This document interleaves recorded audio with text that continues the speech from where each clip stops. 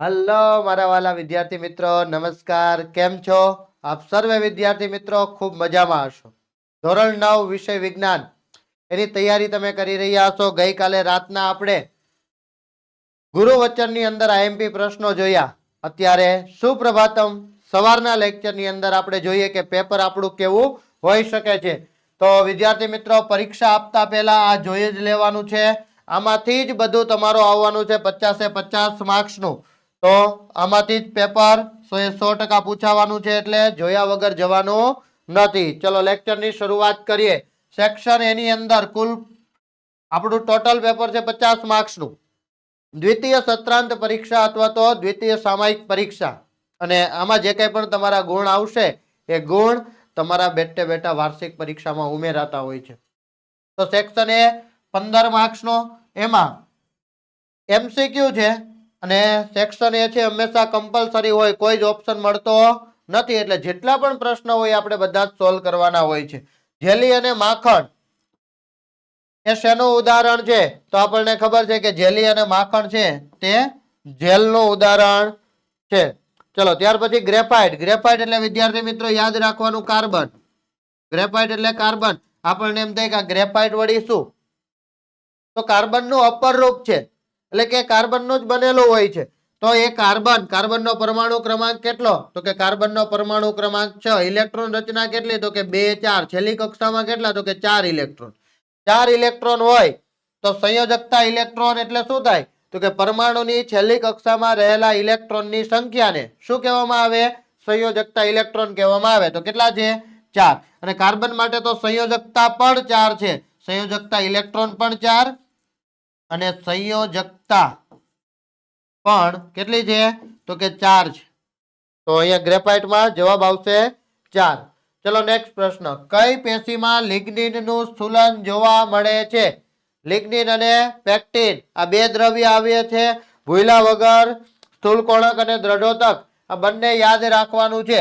જો સ્થૂલકોણક હોય તો પેક્ટિનનું સ્થૂલન હોય, અને લિગ્નિન હોય તો દ્રઢોતક હોય છે. ત્યાર પછી વજનનો એસઆઈ એકમ શું? તો વજન ડબલ્યુ, વેટ એમ એ. તો એક તો એનું સૂત્ર થાય એફ બરાબર એમ એ. એફ બરાબર એમ એ. એફ એટલે વેટ. તો વજનનો પણ એસઆઈ એકમ શું થશે? ન્યૂટન થશે. આ ઉપરાંત જો આ પ્રમાણે એસઆઈ એકમ લખવો હોય તો કે દળનો એસઆઈ એકમ શું થાય? કિલોગ્રામ. અને એ એટલે પ્રવેગ. પ્રવેગનો એસઆઈ એકમ મીટર પર સેકન્ડ સ્ક્વેર. એટલે બે એકમ થશે ન્યૂટન અથવા કિલોગ્રામ ઇન્ટુ મીટર પર સેકન્ડ સ્ક્વેર. આ સેકન્ડ સ્ક્વેર ને આપણે ઉપર લઈ જઈએ એટલે ગુણાકારમાં જાય, એટલે ઘાત પ્લસ હોય તો કેવી થઈ જાય? માઇનસ થઈ જાય. એટલે આ બંને જવાબ આવશે. એટલે આપણો જવાબ આવશે સી, એ અને બી બંને. ચલો ત્યાર પછી જોઈએ ખાલી જગ્યા પૂરો. સમસ્થાનિક તત્વોમાં કોની સંખ્યા ભિન્ન હોય? યાદ રાખવાનું કે તટસ્થ પરમાણુ હોય એટલે એમાં પ્રોટોન અને ઇલેક્ટ્રોનની સંખ્યા હંમેશા સમાન આવે. આ બંને કેવી આવે? સમાન હોય. અને ભિન્ન કોની કહેવાની? તો કે સમસ્થાનિક હોય એટલે પ્રોટોનની સંખ્યા સમાન હોય, પરંતુ ન્યુટ્રોનની સંખ્યા અલગ અલગ હોય તો તેઓને એકબીજાના સમસ્થાનિકો કહે છે. તો જવાબ આવશે ન્યુટ્રોન. ચલો ખાલી જગ્યાએ કોલાજન તંતુ ધરાવતી પેશી છે તો કઈ આવશે? તંતુ ઘટક એ કોલાજન તંતુ ધરાવતી પેશી છે. ચંદ્ર પર ગુરુત્વ પ્રવેગનું મૂલ્ય પૃથ્વી પર જેટલું હોય એટલું જ ચંદ્ર પર થાય. એટલે જવાબ આપણો આવશે 9.8. ઓકે, આગળ એકમ ખાસ જોવાનો વિદ્યાર્થી મિત્રો. એકમ ખાસ જોવાનો મીટર પર સેકન્ડ સ્ક્વેર, અથવા તો આવી રીતે પણ લખેલું હોય, બરોબર? મીટર પર સેકન્ડ સ્ક્વેર અથવા એમ ઇન્ટુ એસ માઇનસ 2. નીચેના પ્રશ્નોના એક શબ્દ કે એક વાક્યમાં ઉત્તર લખવાના છે. કેલ્શિયમ કાર્બોનેટનું આણ્વીય સૂત્ર. આણ્વીય સૂત્ર એટલે અણુ સૂત્ર. કેલ્શિયમ એટલે Ca અને કાર્બોનેટ એટલે CO2. કેલ્શિયમ એટલે Ca અને કાર્બોનેટ એટલે CO3.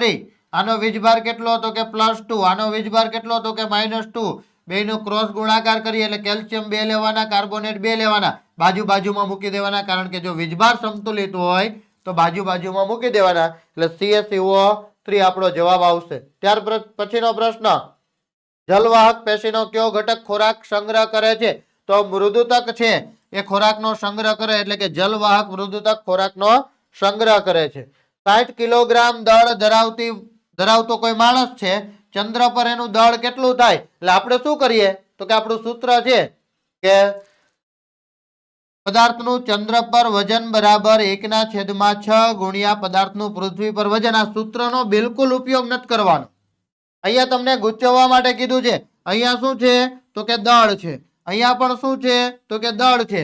અને દળ હંમેશા ચંદ્ર, પૃથ્વી નહીં, વિશ્વના આખા બ્રહ્માંડના કોઈ પણ ખૂણે જાવ તો દળ હંમેશા કેવું હોય? અચળ હોય છે. એટલે 60 કિલોગ્રામ દળ ધરાવતો હોય ને તો ચંદ્ર પર 60 કિલોગ્રામ જ એનું દળ થશે. એટલે યાદ રાખવાનું, સૂત્રમાં કિંમત મૂકીને 60 ને 10 વડે 60 ને 6 વડે ભાગીને 10 જવાબ લાવવાનો નથી. ચલો ત્યાર પછી ખરા છે કે ખોટા જણાવવાનું છે. હવામાં રહેલી પાણીની બાષ્પની માત્રાને ભેજ કહે છે. આ વિધાન ખરું છે. ત્યાર પછી કાદવ એ સોલ છે. હા, એરોસોલ, બરાબર. ઘનનું ઘનમાં અથવા તો પ્રવાહીનું ઘનમાં રૂપાંતર બનતું હોય તો કાદવ એ પણ એરોસોલ અથવા તો સોલ છે, ખરું આવશે. ત્યાર પછી કંકાલ સ્નાયુ પેશી શરીરનું કંકાલ તંત્ર રચે છે. સ્નાયુ પેશી વડે માત્ર હલનચલન થાય, તંત્રનું રચના કરતો નથી. એટલે ખોટું વિધાન આવશે. આગળ યોગ્ય જોડકા જોડવાના છે. અહીંયા કીધું છે તત્વ, અહીંયા કીધું છે સંયોજકતા. કેવી રીતે ખબર પડે તો કે ક્લોરીનનો પરમાણુ ક્રમાંક કેટલો? તો કે 17. ક્લોરીનનો પરમાણુ ક્રમાંક 17 હોય તો ઇલેક્ટ્રોન રચના શું થાય? 2 8 7. છેલ્લી કક્ષામાં કેટલા ઇલેક્ટ્રોન? 7. સંયોજકતા ઇલેક્ટ્રોન કેટલા? તો કે 7. પણ પૂછ્યું છે સંયોજકતા. સંયોજકતા એટલે શું તો કે કેટલા ઇલેક્ટ્રોન ગુમાવે છે કે મેળવે છે, એની સંયોજવાની ક્ષમતા કેટલી છે? તો કે એની સંયોજવાની ક્ષમતા કોઈ પણ તત્વની છેલ્લી કક્ષામાં વધુમાં વધુ 8 ઇલેક્ટ્રોન સમાઈ શકે.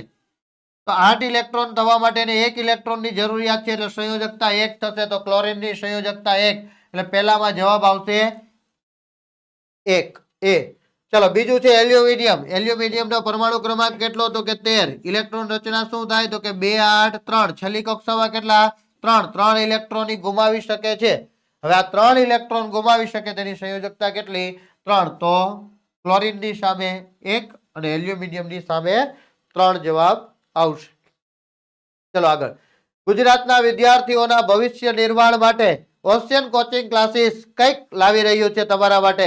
તો ચોક્કસથી ચેનલ સાથે જોડાયેલા રહેજો. અને ક્યારે તમને ખબર પડશે તો કે 26/1/2026 ના રોજ કંઈક તમારા ભવિષ્યના નિર્માણ માટે અમે કરવા જઈ રહ્યા છીએ કંઈક અલગ. તો ચોક્કસપણે ચેનલ સાથે જોડાયેલા રહેજો એટલે તમને ખ્યાલ આવી જશે. આગળ વધીએ આપણે સેક્શન બી.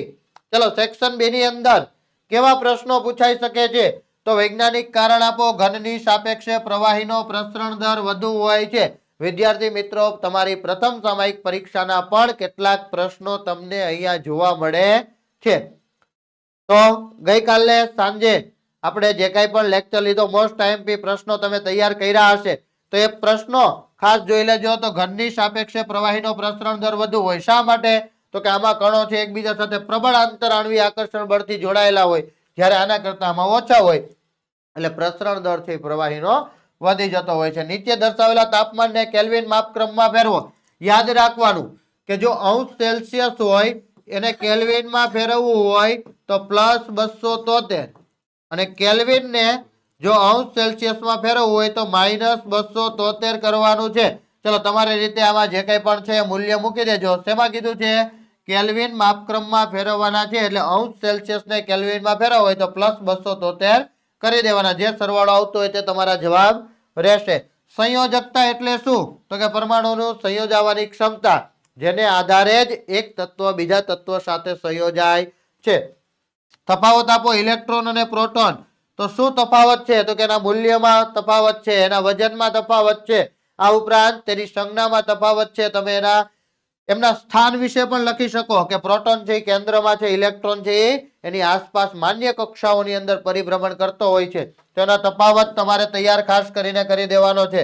વાયુરંધ્ર એટલે શું? વિદ્યાર્થી મિત્રો, ખૂબ અગત્યનો પ્રશ્ન સાબિત થવાનો છે. વાયુરંધ્ર એટલે શું? તેની રચના અને કાર્ય જણાવો. રક્ષક કોષો જે વાયુરંધ્રમાં ખુલવા અને બંધ થવાની ક્રિયાનું નિયમન કરે છે. તો ખાસ આ વાયુરંધ્ર વાળો પ્રશ્ન તમારે બધા વિદ્યાર્થી મિત્રોએ તૈયાર કરી દેવાનો છે.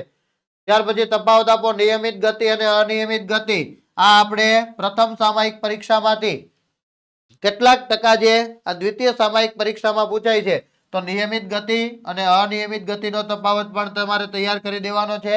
વેગમાનની વ્યાખ્યા આ પણ તમારા માટે ખૂબ અગત્યનો પ્રશ્ન સાબિત થવાનો છે કે વેગમાન એટલે શું થાય તો કે P = mv. દળ અને વેગના ગુણનફળને આપણે વેગમાન કહીએ છીએ. એનું સૂત્ર થઈ ગયું એનો SI એકમ. દળનો SI એકમ શું થાય તો કે કિલોગ્રામ અને વેગનો SI એકમ શું થાય તો કે મીટર પર સેકન્ડ એટલે કિલોગ્રામ ઇન્ટુ મીટર પર સેકન્ડ. તો આ વેગમાન વાળો પ્રશ્ન પણ તમારે તૈયાર કરી દેવાનો છે. અને ગઈકાલના લેક્ચરમાં આપણે આના સિવાય પણ કેટલીક રાશિઓ વિશે અભ્યાસ કર્યો હતો કે એનો SI એકમ શું હોઈ શકે, એનું સૂત્ર શું હોઈ શકે, એની વ્યાખ્યા કેવી રીતે બને છે. ચલો 30 કિલોગ્રામ દળના પદાર્થનો વેગ 6 સેકન્ડમાં 3 મીટર પર સેકન્ડ થી વધીને 12 મીટર પર સેકન્ડ થાય છે. આ માટે જરૂરી બળ કેટલું હોય છે? તો આપણને દળ આપી દીધું હોય, ધારો કે દાખલો ગણવાનો થાય તો પહેલા આપણે એના બેઝિક મૂલ્ય લખવાના છે. દળ 30 કિલોગ્રામ, ત્યારબાદ 6 સેકન્ડ એટલે ટી આપેલો છે 6 સેકન્ડ. ત્યાર પછી આપણને યુ આપેલો છે, કેટલો છે યુ 3 મીટર પર સેકન્ડ. અને ત્યાંથી વધીને કેટલો થાય છે તો કે 12 મીટર પર સેકન્ડ થાય છે. ઓકે, તો આપણે બળ શોધવાનું છે. તો બળનું સૂત્ર શું છે આપણી પાસે? F બરાબર ma. આપણી પાસે m છે પણ a નથી, તો a માટે શું કરશો તો કે F બરાબર m.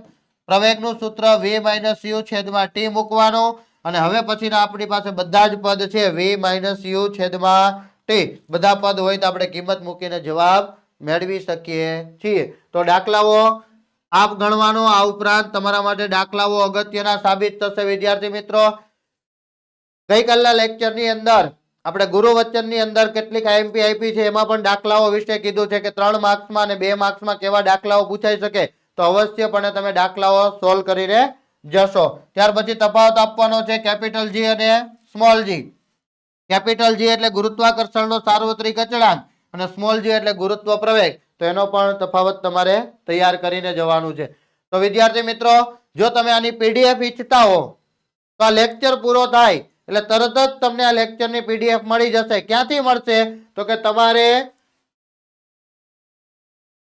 અહીંયા જ્યાં જોવો છો કેપ્શનમાં નીચે લિંક આપેલી હશે, તો એ લિંક ઉપર ક્લિક કરવાનું છે. લિંક ઉપર ક્લિક કરશો એટલે એપ્લિકેશન ડાઉનલોડ થઈ જશે. એપ્લિકેશન ડાઉનલોડ થઈ જાય પછી અહીંયા 3 ટપકા છે, એના પર ક્લિક કરશો એટલે અહીંયા ફ્રી મટીરિયલ છે.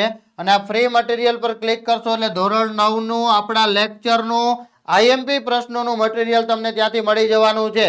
તો ત્યાંથી ડાઉનલોડ કરી લેજો એટલે ચોક્કસથી તમે શાંતિથી એને, કદાચ અહીંયા તમે લેટ પહોંચ્યા હો તો પણ તમને મટીરિયલ મળી રહેશે. ચલો સેક્શન સી ની અંદર, તો સેક્શન સી ની અંદર આપણે કોઈ પણ 5 પ્રશ્નના જવાબ આપવાના.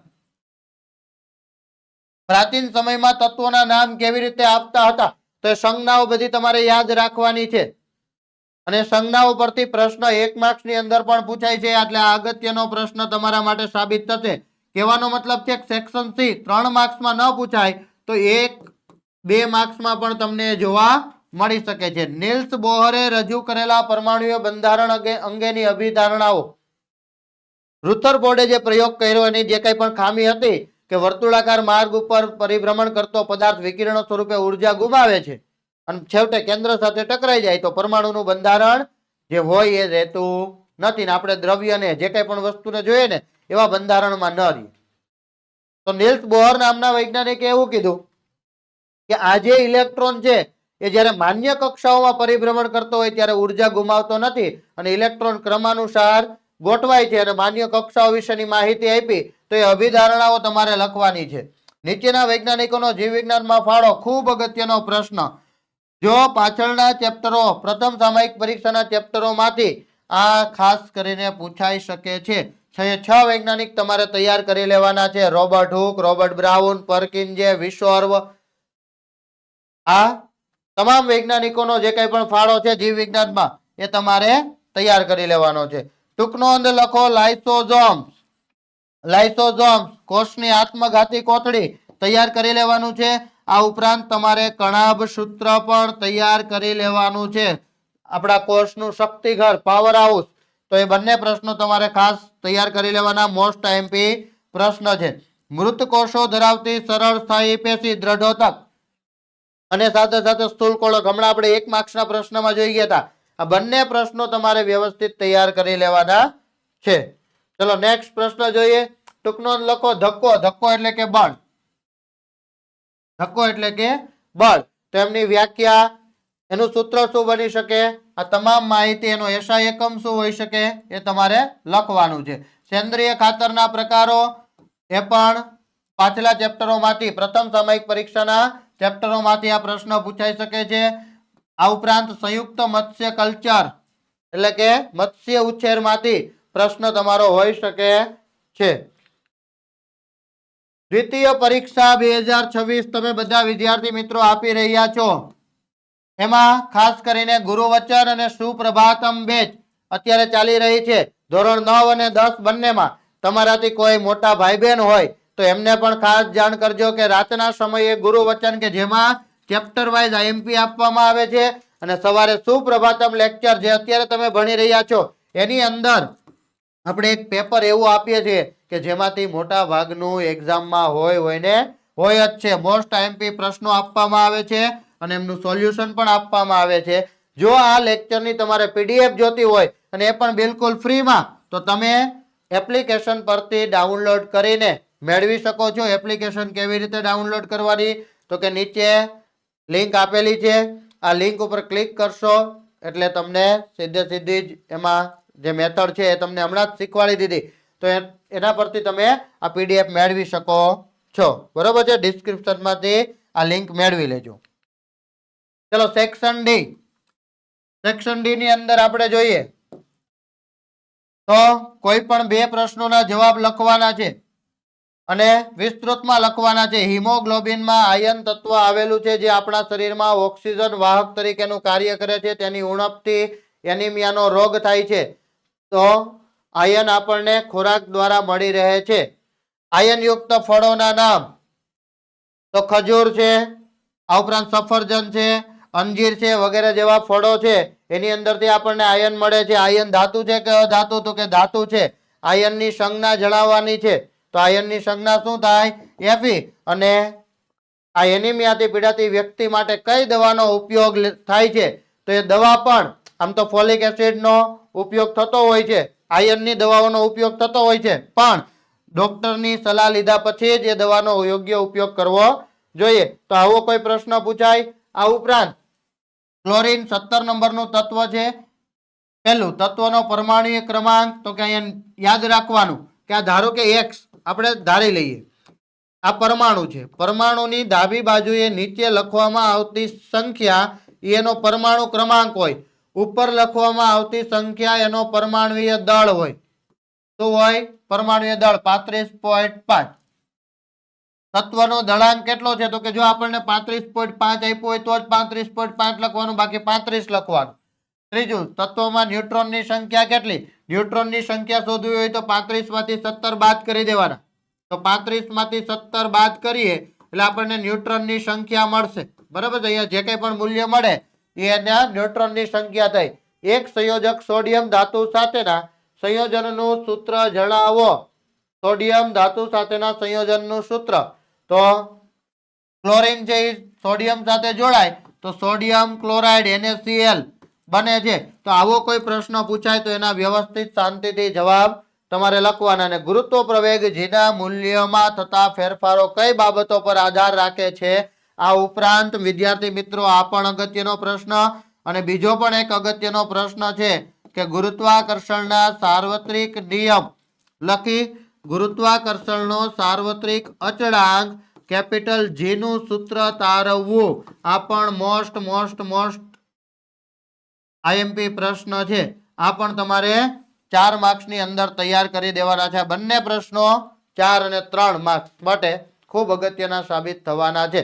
તો વિદ્યાર્થી મિત્રો આ હતું આપણું ધોરણ 9 નું પૂછાઈ શકે એવું આજના પેપરમાં જ આમાંથી ધમાકેદાર એન્ટ્રી વાળા પ્રશ્નો પૂછાવાના છે. તો દરેક વિદ્યાર્થી મિત્રો ખૂબ સારી રીતે પેપર લખજો, ખૂબ સારા માર્ક્સ મેળવજો. આપણે ફરી મળીશું. ત્યાં સુધી બધાને જય શ્રી કૃષ્ણ, જય સ્વામિનારાયણ.